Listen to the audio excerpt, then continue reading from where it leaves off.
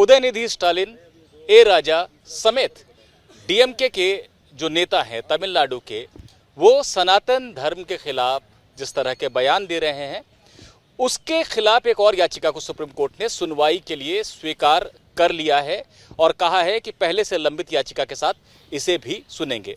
नई याचिका जिसे सुप्रीम कोर्ट ने स्वीकार किया है वो वकील विनीत जिंदल की है। विनीत जिंदल हमारे साथ हैं। विनीत जी, बड़ा प्रयास रहा तमिलनाडु के वकील का कि आपकी याचिका को स्वीकार ना किया जाए, लेकिन सुप्रीम कोर्ट ने स्वीकार किया। क्या कुछ हुआ कोर्ट में, ज़रा बताइए।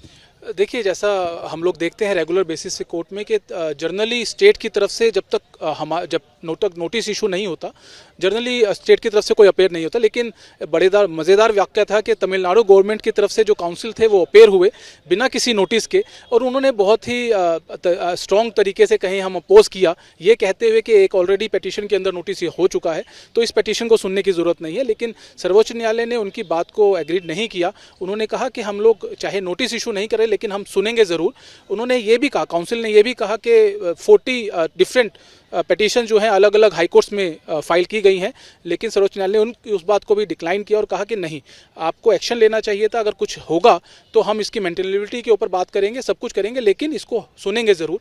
और आज एग्रीड किया हियरिंग के लिए, और जो पहले से एक नोटिस इशू किया गया है एक और पिटीशन में, उसके साथ टैग कर दिया गया है मेरी पिटीशन को भी। आपने भी अपनी बातों के दौरान कहा कि सुप्रीम कोर्ट ने ये कहा सुनते सुनते कि तमिलनाडु सरकार को कोई कार्रवाई करनी चाहिए थी।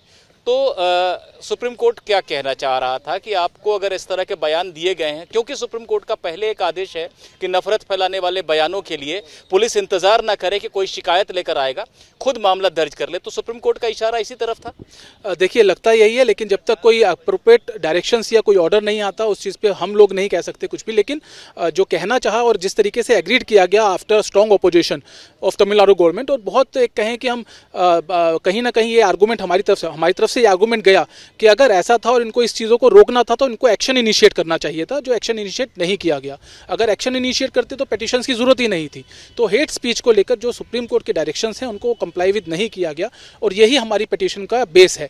तो एक बात और बताइए मुझे, तमिलनाडु के वकील जो हैं वो कह रहे थे कि देश भर में याचिकाएं दाखिल हो गई हैं, और उनका एक कहने का तरीका ऐसा था जैसे कोई भी उठकर चला आ रहा है जिसकी ज़रूरत नहीं है। आप याचिका करता है, आपसे मैं खुद पूछ रहा हूं कि आपको क्यों लगा कि ये याचिका आपको करने की ज़रूरत है?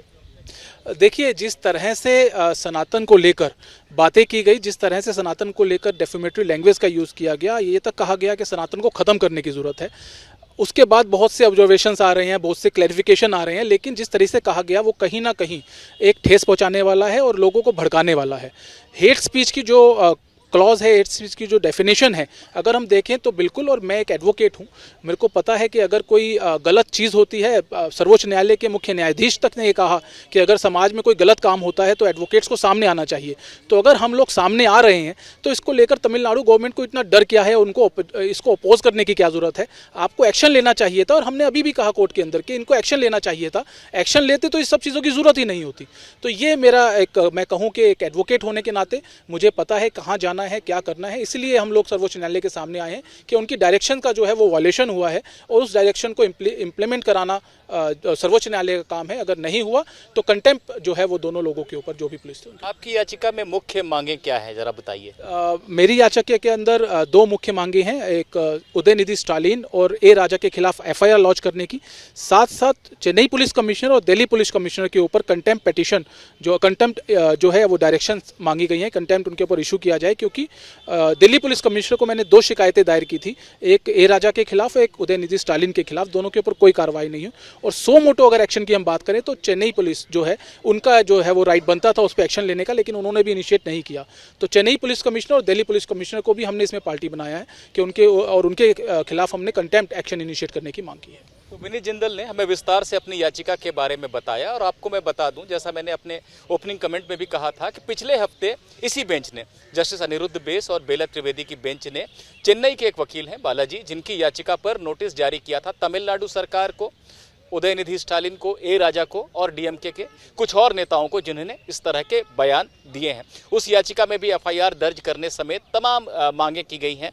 ये भी कहा गया उस याचिका में कि जो सनातन विरोधी कार्यक्रम हो रहे हैं सत्ताधारी पार्टी डीएमके की तरफ से तमिलनाडु में, और सरकार भी उसको शह दे रही है, प्रशय दे रही है, उनको असंवैधानिक करार दिया जाए, उन पर रोक लगे और इन नेताओं को ऐसे बयान देने से रोका जाए, साथ ही साथ इनके ऊपर कानूनी कार्रवाई भी हो, एफआईआर भी हो। ये तमाम बातें उस याचिका में कही गई थी। इससे मिलती जुलती बातें विनीत जिंदल ने भी कही है। सुप्रीम कोर्ट ने इनकी याचिका को भी सुनवाई के लिए स्वीकार कर लिया है और अभी से 3 हफ्ते के बाद दोनों याचिकाओं पर सुप्रीम कोर्ट एक साथ सुनवाई करेगा। निपुण सहगल, एबीपी न्यूज, दिल्ली।